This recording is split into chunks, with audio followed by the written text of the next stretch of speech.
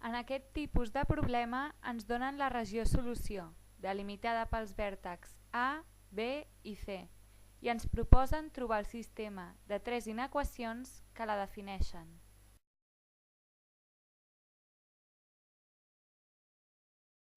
En primer lloc, busquem l'equació de cada costat del triangle, que ens servirà de base per trobar les seves respectives inequacions. Comencem per la recta AB. Substituïm el punt A de coordenades 3, 3 i el punt B de coordenades 1, 1 i solucionem el sistema per trobar els valors de M i de N que compleixen l'equació.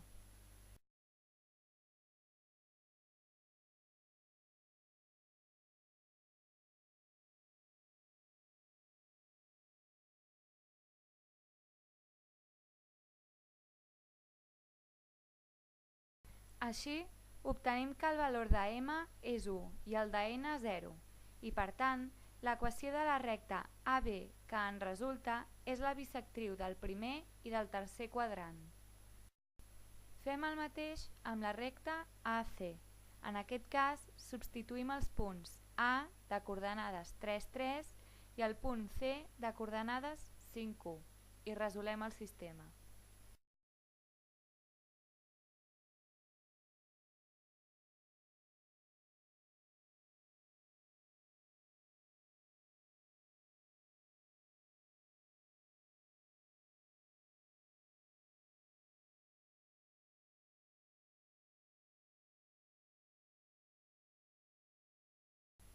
L'equació de la recta AC que obtenim és y igual a menys x més 6.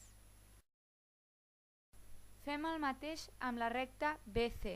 En aquest cas, utilitzem els valors del punt B de coordenades 1, 1 i del punt C de coordenades 5, 1 i també resolem el sistema.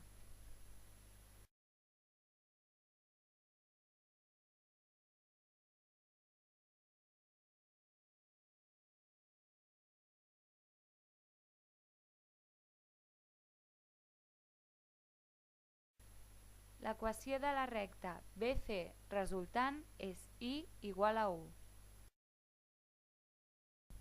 Com ja hem trobat les equacions de les rectes AB, BC i AC, les transformem en inequacions perquè compleixin la regió solució.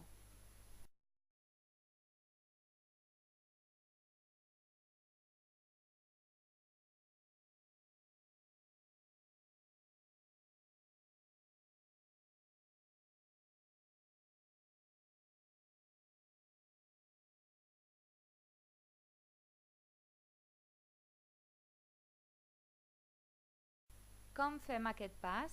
Observant el dibuix, agafem un punt de referència que es trobi dins de la regió solució, com és el punt 3, 2.